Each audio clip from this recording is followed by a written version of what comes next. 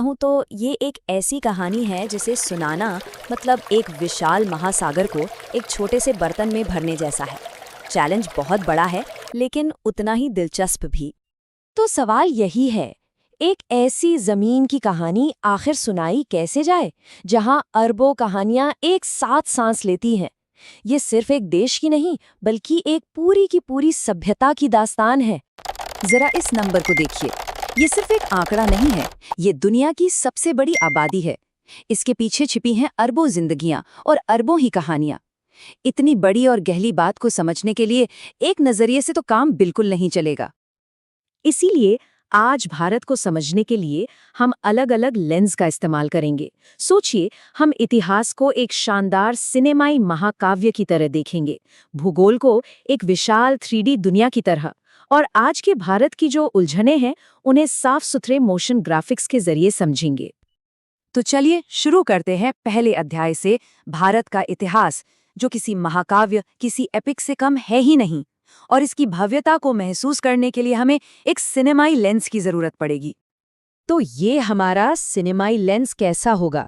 सोचिए, एक ऐसी एनिमेटेड फिल्म चल रही है जिसमें बड़े बड़े साम्राज्य बन रहे हैं, बिगड़ रहे हैं, कहानी में नाटकीय मोड़ आ रहे हैं, और ये सब हजारों सालों में फैला हुआ है।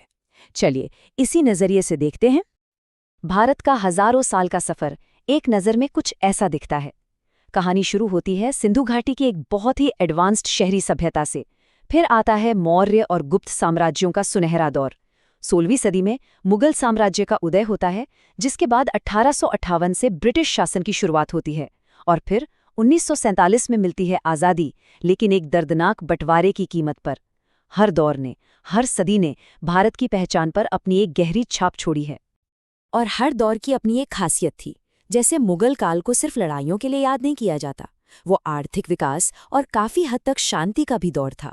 उनकी बनाई हुई शानदार इमारतें आज भी उस दौर की कहानी कहती हैं, और ये दिखाता है कि कैसे हर युग ने भारत के चरित्र में एक नया रंग घोला है। तो ये महान इतिहास जिस जमीन पर लिखा गया, अब उसकी ओर बढ़ते हैं। भारत का भूगोल, ये अपने आप में एक विशाल 3 डायमेंशनल दुनिया है। इस भूगोल को समझने के लिए हमारा लेंस है 3D सिनेमैटिक। कल्पना कीजिए एक ड्रोन व्यू की, जो आसमान छूते पहाड़ों से लेकर दूर तक फैले मैदानों और गहरे समंदर तक इस जमीन की विशालता को एक ही बार में कैप्चर कर ले। इस विशाल जमीन की कहानी करोड़ों साल पहले शुरू हुई, जब इंडियन टेक्टोनिक प्लेट यूरेशिया से टकराई और दुनिया की सबसे ऊंची पर्वत श्रृंखला हिमालय का जन्म हुआ। इन्हीं पहाड़ों से निकली नदियों ने सिंधु गंगा के उपजाऊ मैदान बनाए। 7,500 किलोमीटर से भी लंबी तटरेखा इसे घेरे हुए है। मतलब ये सिर्फ जमीन का टुकड़ा नहीं, बल्कि एक जीता जागता इकोसिस्टम है, जहां बंगाल टाइगर जैसी 172 खतरे में पड़ी प्रजातियां भी रहती हैं। लेकिन ये खूबसूरत जमीन आज गंभीर चुनौतियों का सामना कर रही है। देखिए, 1901 से 2018 के बीच औसत तापमान में 0.7 डिग्री सेल्सियस की बढ़ोतरी हुई है। ये सुनने में शायद कम लगे, लेकिन इसका असर बहुत भयानक है। हिमालय के ग्लेशियर पिघल रहे हैं, सूखे की घटनाएं बढ़ रही हैं। ये इस भूमि के भविष्य के लिए एक बहुत बड़ी चेतावनी है। तो इतिहास और भूगोल के इस विशाल कैनवस पर अब नजर डालते हैं आज के भारत पर। इसके कॉम्प्लेक्स सिस्टम और आंकड़ों को समझने के लिए हमें एक ज़्यादा साफ और सटीक लेंस की ज़रूरत होगी। और यहाँ हमारा लेंस है फ्लैट 2D मोशन ग्राफिक्स। ये स्टाइल मुश्किल जानकारी को बेहद सरल और साफ तरीके से पेश करने के लिए एकदम परफेक्ट है, ठीक वैसे ही जैसे हम डेटा विजुअलाइजेशन में देखते हैं। दुनिया का सबसे बड़ा लोकतंत्र इसी स्ट्रक्चर पर काम करता है।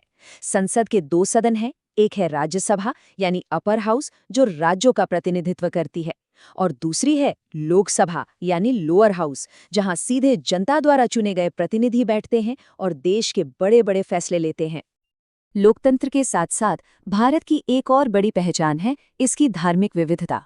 यहाँ लगभग 80% आबादी हिंदू है, तो वहीं 14% से ज्यादा मुस्लिम भी हैं, जो भारत को दुनिया की तीसरी सबसे बड़ी मुस्लिम आबादी वाला देश बनाता है।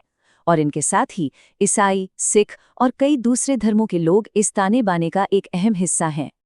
अच्छा, आंकड़ों और सिस्टम से आगे बढ़कर अब भारत की आत्मा यानी उसकी संस्कृति की बात करते हैं। ये विविधताओं का एक ऐसा वाइब्रेंट कोलाज है जो हर पल, हर लम्हा बदलता है। इस संस्कृति को कैद करने के लिए हमारा लेंस है वाइब्रेंट मोन्टाज। कल्पना कीजिए तेज रफ्तार से बदलते हुए सीन्स की, जिसमें भारत के रंग, यहाँ के स्वाद और अनोखी परंपराएं एक साथ मिलकर एक खूबसूरत तस्वीर बनाती हैं। यहाँ के पहनावे में भी आपको इतिहास की परतें मिलेंगी। एक तरफ साड़ी और धोती जैसे बिना सिले हुए कपड़े हैं, जो एक प्राचीन परंपरा की निशानी है, तो दूसरी तरफ सलवार कुर्ता जैसे सिले हुए कपड़े हैं, जो मुस्लिम शासन के बाद ज्यादा लोकप्रिय हुए। ये इस बात का सबूत है कि कैसे यहाँ संस्कृतियां समय के साथ एक दूसरे में घुल मिल जाती हैं। और बात भारतीय खाने की हो तो वो तो अपने आप में एक दुनिया है। यहाँ शाकाहार की जड़ें बहुत गहरी है और प्रोटीन के लिए डेयरी का इस्तेमाल बहुत अनोखा है। हर इलाके का अपना अलग स्वाद है, जिसे अक्सर एक ही थाली में परोसकर विविधता का जश्न मनाया जाता है। यहाँ तक कि हमारी रोज की रोटी में भी इतिहास छुपा है, जो मध्य एशिया से आए प्रभाव को दिखाता है। तो इतिहास के महाकाव्य, भूगोल की विशालता, लोकतंत्र के आंकड़ों और संस्कृति के रंगों को देखने के बाद सवाल उठता है कि भारत का अगला अध्याय कैसा होगा। आगे की राह में उम्मीदें भी हैं और चुनौतियां भी। एक तरफ गरीबी को 60% से घटाकर 10% पर लाना एक बहुत बड़ी कामयाबी है, लेकिन दूसरी तरफ कुपोषण जैसी समस्याएं आज भी हमारे सामने खड़ी हैं और क्लाइमेट चेंज का खतरा तो हर गुजरते दिन के साथ बढ़ ही रहा है। तो सवाल वही है, ये प्राचीन सभ्यता जिसे हमने एक महाकाव्य, एक 3D दुनिया, एक डेटा चार्ट और एक रंगीन कोलाज के रूप में देखा, अपने भविष्य की कहानी अब कैसे लिखेगी? इसका जवाब शायद किसी एक लेंस में नहीं मिलेगा, क्योंकि भारत कोई रुकी हुई तस्वीर नहीं, बल्कि एक बहती हुई नदी है। इसकी कहानी का कोई आखिरी पन्ना नहीं है, क्योंकि ये कहानी हर पल 1.4 अरब लोगों द्वारा एक साथ लिखी जा रही है।